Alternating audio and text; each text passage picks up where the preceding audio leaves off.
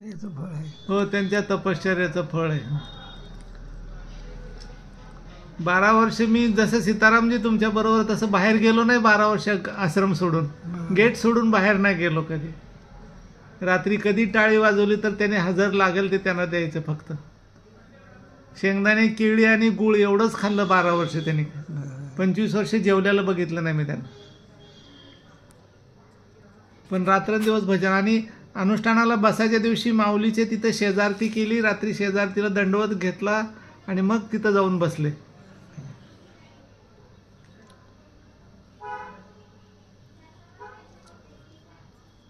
आज ते पुण्य आहे, सगळ्या लोकांना उपयोगी पडले. हो हो हो. पण तुमच्या आशीर्वादाने तो सप्ताह सुरू झाला बाबा. विना पहारा सप्ताह तुमच्या आशीर्वादाने तुम्ही आशीर्वचन दिलं, सगळं पूजन केलं आणि आजपर्यंत ते सप्ताह अखंडपणे. पहिले प्रवचनच केले होते. हो, पहिले प्रवचन करत होते. नंतर आम्हाला वाटलं आता तुम्ही कीर्तनाला सुरुवात झाली. हो हो हो. नाही, आणि तुमचा परिसर पण चांगला आहे. हो, निसर्ग. त्यांनी झाडं लावली. ते तुकोबरायांचं त्यांना आवड होती. वृक्षवल्ली आम्हा सोयरी म्हणायचे. मला म्हणायचे गर्दी कधी पण होईल, पण झाडं एकदम येत नसतात. म्हणून झाडांना स्वतः पाणी घालायला लावायचे आम्हाला. ते स्वतः घालायचे पाणी. कोणीतरी पुढाकार घेतल्याशिवाय काय होईल.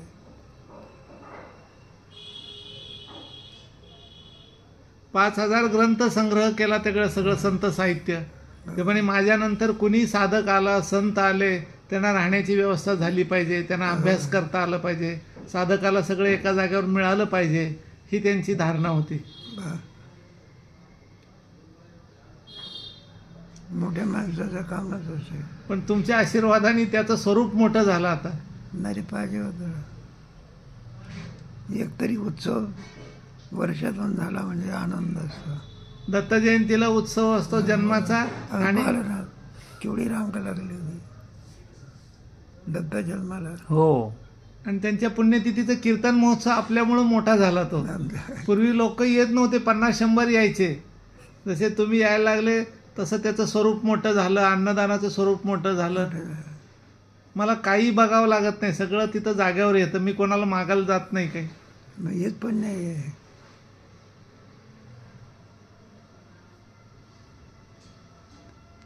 कार्यकर्ताही चांगला मिळावा लागतो ना. हो हो. त्याच्या हातात सूत्र असतात.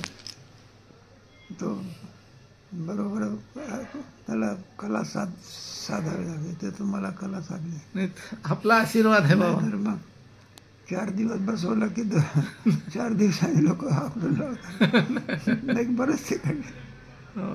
बरेच ठिकाणी आहे म्हणून म्हटलं.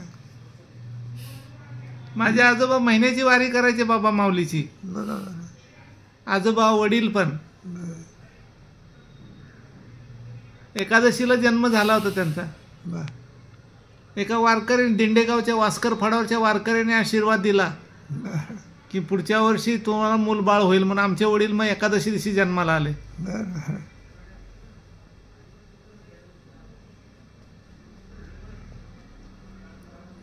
किती वर्ष झाली आता?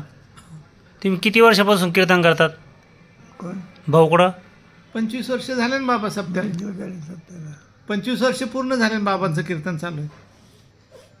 बाबा तुम्ही येऊन मोठे मोठे साहेब हो दर्शनाला गेलं. हो हो. बाया सुद्धा श्रीमंत हो, सगळे श्रीमंत म्हणते. जे नागपूरचे श्रीमंत आहेत ते त्यांचे, ते शितोळे सरकारच्या मंडळी, जगतापांच्या भोसले घराण्यातले, ते सगळा खर्च करतात बाबा. मला काही आणावं लागत नाही. आता पाहिलं ना आम्ही अन्नदान तेवढं केलं नाही. हो. 25,000 लोकांचं दत्त जन्माच्या दिवशी अन्नदान होतं. किती? 25,000. सकाळी 1 वाजता सुरू होतं, रात्री 11 वाजेपर्यंत सुरू असतं. सगळं भोजन भजन सगळं दिवसभर चालतं. मी काही बघत नाही. ते सगळं महाराज सद्गुरू आणि आपल्या आशीर्वादाने ते सगळं घडून येतं. ते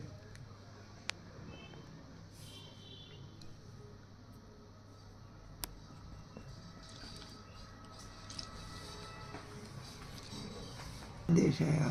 हो हो हो. भारत देश म्हटलं ऋषीमुनींची परंपरा आहे. वशिष्ठासारखे मुनी होऊन गेले. हो हो. इथं वशिष्ठांचं अधिष्ठान आहे का बाबा अयोध्येमध्ये? हं? अयोध्येमध्ये गुरु वशिष्ठांचं अधिष्ठान आहे का? काही का आपला काही नेहमीचा संबंध येत नाही, असेलही बा. कारण गुरु परंपरा होती ना राजघराण्याची. इथे उज्जैनला मात्र सांदीपानी रुचीचा आश्रम आहे. हो हो. आता एक हा अवतार मागवून झाला. पहिला अवतार आहे 4 युग आहे ना. हो हो कृत, हो. द्वापार, त्रेता, त्रेता युगामध्ये नाही, पहिला कृत, हो. त्रेता, मग द्वापार, हो मग कली. हो. कृतयुगातला काळ सगळा ऋषीमुनीचा, ऋषीमुनींचाच काळ.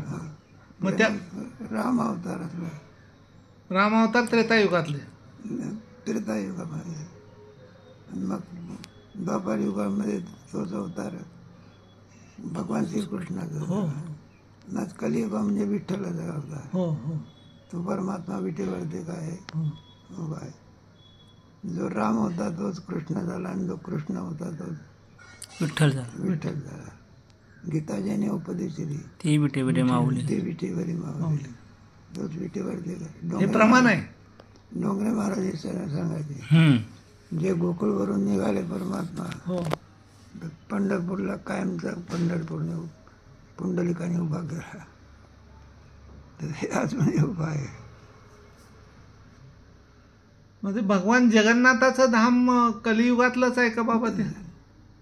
नाही, परंपरेने चालत आले, कारण ते कलियुगातलं नाही. श्रीकृष्ण अवतार संपल्यानंतर तिथं काहीतरी असं बहीण वगैरे आहे ना, सुभद्रा माता आणि बलराम दी भगवान बहिणीचं आहे ना.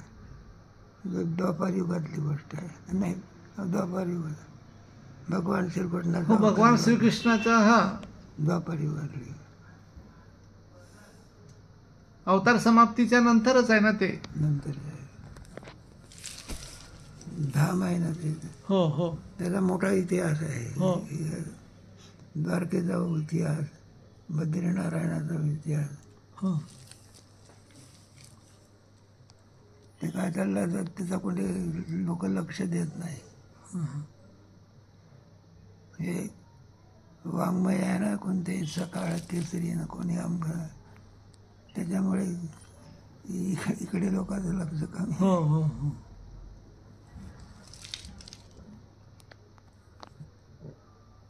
सगळं तरुणपणा नोकरी मिळाली पाहिजे.